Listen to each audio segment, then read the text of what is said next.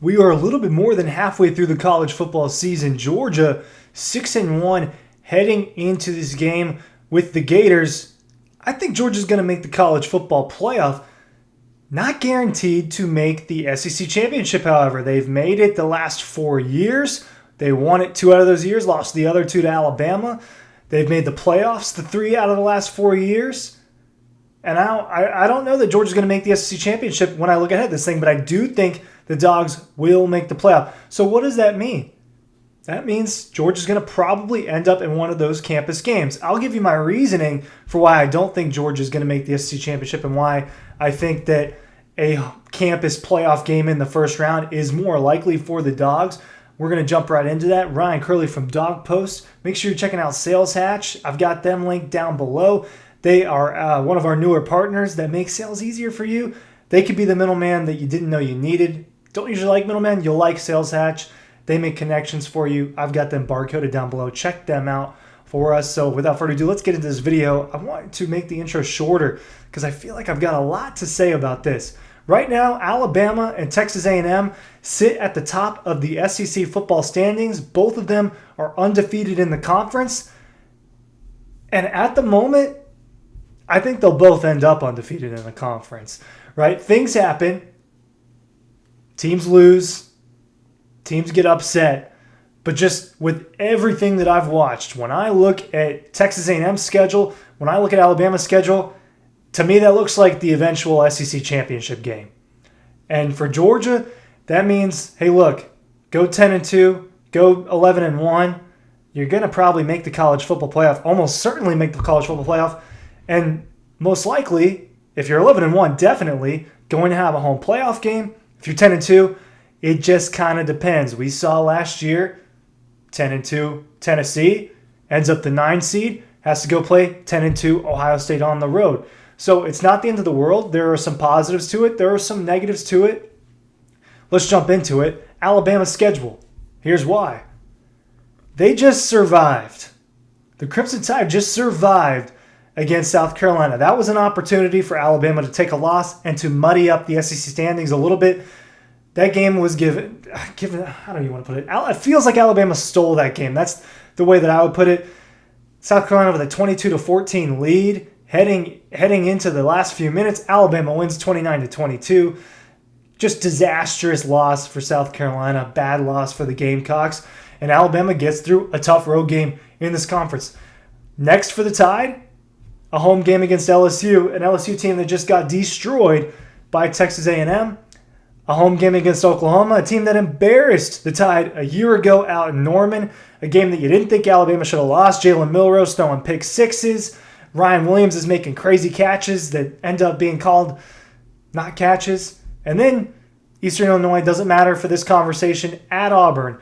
Then anything can happen in the Iron Bowl, but I'm going to predict that Alabama gets through that. And if that's the case, Alabama will go undefeated in the conference and will have a spot in the SEC championship. That's my prediction right now. The game that they should have lost or could have lost at Georgia, at South Carolina, didn't happen. Could have happened against Missouri. Didn't happen. Alabama's getting away with some closer wins than A&M is, so I actually have a little bit more faith in the Aggies at this point. But home games against LSU and Oklahoma, I think those are dubs for the Tide. And then at Auburn, I'm going to go ahead and say that's a dub as well. Now, you got a couple road games for the Aggies, so maybe they slip up on the road, and then we have to go into the tiebreaker scenarios. But the rest of the way for Texas A&M at Missouri. Now, both of these teams are off, by the way, A&M and Bama. So at Missouri just lost Bo Prabula. All right, they just lost on the road to Vanderbilt.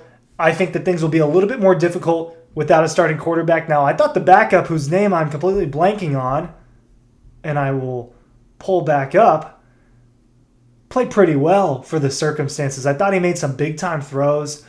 And we're talking about Missouri at the end of this game being about that close to having an opportunity to tying it and putting it at overtime against Vanderbilt. But I just think Texas A&M is better. We just watched them go into LSU at night and whip them.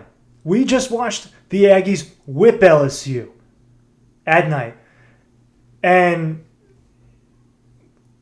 if Marcel Reed doesn't throw one of those interceptions, he had 2, I believe, one of them being bad and in the red zone where he just didn't see the guy. If Marcel Reed doesn't do that, we're talking about an absolute beatdown, even worse than it was. Now, Missouri, it was Matt Zollers. I had to get the name right on that. I thought Zollers played pretty well. 14 for 23, didn't turn the ball over, had a touchdown. Vanderbilt held on. Tough to win on the road in this conference. Kirby tells you all the time. It's true. I think it'll be tough, but I think A&M will beat Missouri.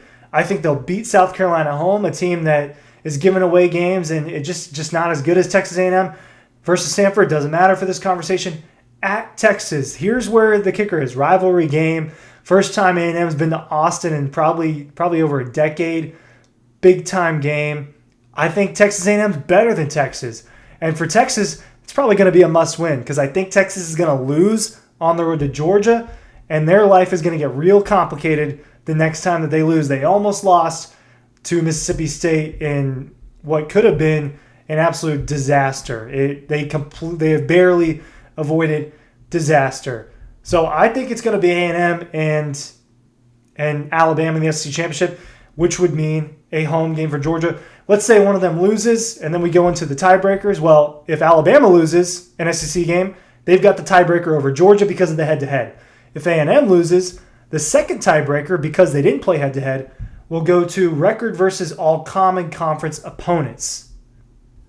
So you'd have to look at A&M beat Auburn, beat Florida,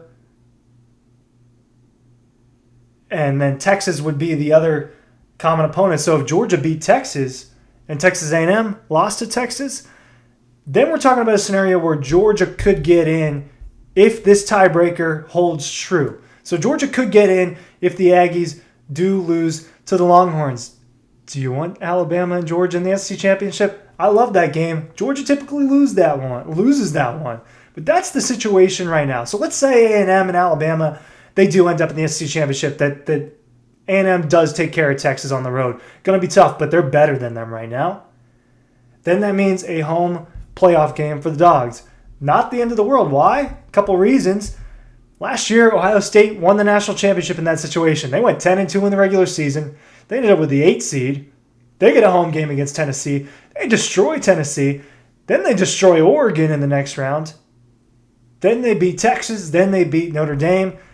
That path is feasible. It's a new college football world. All 4 home games, all 4 teams that had home field advantage in that first round of the playoffs won their games last year.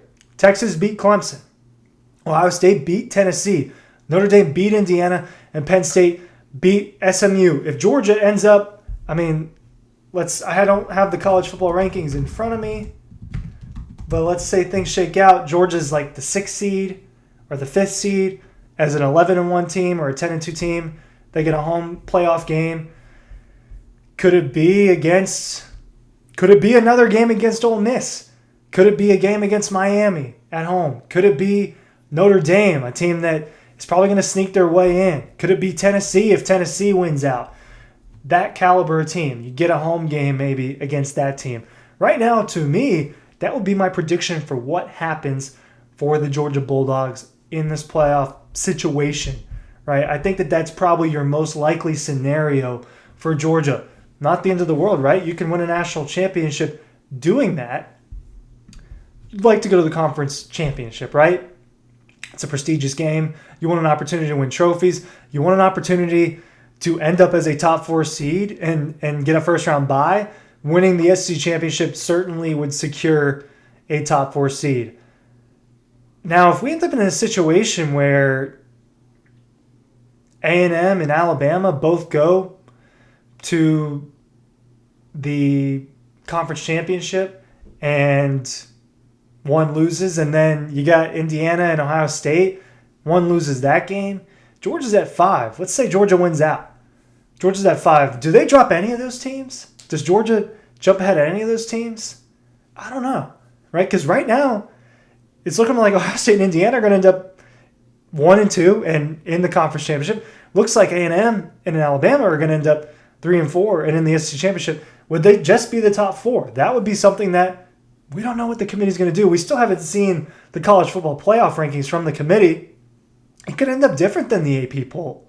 They could value Georgia over one of these teams or vice versa. It could end up shaking out a little differently. So we don't really know, but based off logic and kind of, which lacks a lot when it comes to college football rankings, right now I'm predicting that Georgia's going to end up with a home playoff game. That's right now. Things can easily change.